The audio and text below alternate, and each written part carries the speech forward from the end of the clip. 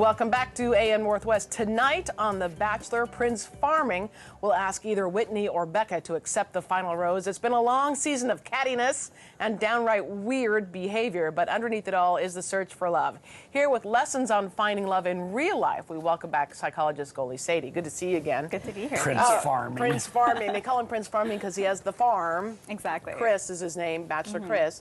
So we talk about the fact that this is love in a fantasy environment. It's absolutely. You're not really going to find true love in a fantasy environment for the most part. No, it's really not realistic at all. I mean, even they call it a reality show, right? And that's what draws viewers in. But we know that a lot of these things don't generalize to the real world. They go on these fantasy trips around the world. It's very fantastical. And oftentimes the women will fall in love with the experience more so than the guy.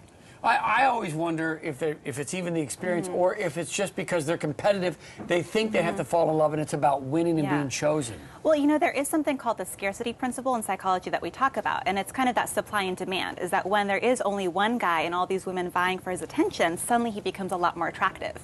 And many times they're hearing, oh, he's so attractive, he's this, he's that, so pretty soon they start to take that in and believe that, even though he's not really that attractive in the first place. So does that tell me that a man who's not necessarily attractive should go to a city where there aren't very many men, and he'll have a better chance? Absolutely. Yeah. Okay. Makes sense. Good to know. That's one strategy. Yeah. Family matters, you say. Absolutely. Really listening to, they always have the hometown dates. And what is the family saying? So on this season, we had Jade, and she was somebody that the family said, well, she's a wild Mustang. There's this whole side of her that you don't know about. And really paying attention and making sure, well, is this really what I want to get myself into? Because the biggest thing is that you don't just marry the bachelor or bachelorette. You marry their family. And that's going to be with you for the rest of your life. Yeah, and sometimes there's been a lot of tension in the families, or there's a history of, well, you know what, mom thinks this, dad thinks that, brothers and sisters may not want to really welcome that person in. And so, like you're saying, wanting to make sure that everyone's getting along is really important. When I have been forced to watch the show, like it was on in the room that I walked into, I know there seems to be a lot of activities. You know, it's a dinner, or it's it's some sort of adventure, or it's meeting people. But that's not real life dating either. I mean, oftentimes real life dating, there's that long silent ride home from some event. Exactly. And I think it's really, like you're saying, paying attention to the silence as well. And can you even sit with that? So thinking about the personality traits. Are you an extrovert or an introvert?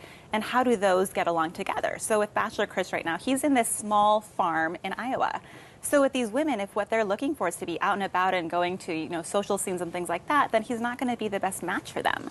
And to really recognize and make sure that, yeah, this is something that's really going to work for us. What do you mean by love language? You say it's important to find your love language. What does that mean? Yeah, I mean, I think there could probably just be a show just on the love languages. So it's this really well-known book about the 5 different love languages that we have. And it's the idea of how we give and receive love. And so for some people, it might be something like spending time together or words of affirmation. And for some people, it's physical affection and touch. And so we see that on The Bachelor a lot. There's a lot of physical affection. He does a lot of kissing. When he can't think of what to say, he goes in for the kiss. He does. Yeah. And kind of making sure that, well, is that your love language as well? And sometimes what will happen is somebody, for example, will give a really extravagant gift. But for that other person, spending time is actually more important. And so really not being jaded or upset or hurting each other's feelings, but recognizing that, my love language may be different from yours. And how do we learn learn to express and receive love in different ways? This show is often about intimacy, too. And again, my objection to this kind of format is it's forced. It's like you want to be intimate as quickly as you can because you're scoring points, perhaps. So how do you, in real life, manage intimacy? Well, there's many forms of intimacy, and I think that's one common misconception that people don't realize is that, physical intimacy is really only one form of intimacy. So there's social intimacy, spiritual intimacy, intellectual intimacy is one that we have had a lot of research about. So intellectual intimacy is actually seen as being a predictor of low divorce rates.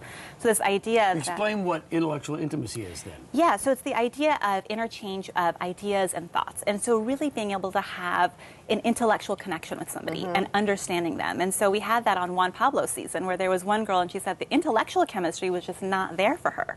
And she was speaking a whole different language than he was. And so it was really hard for them to connect in that way. So that is an example would be when you hear your spouse or significant other, they have an idea and you just go, ugh.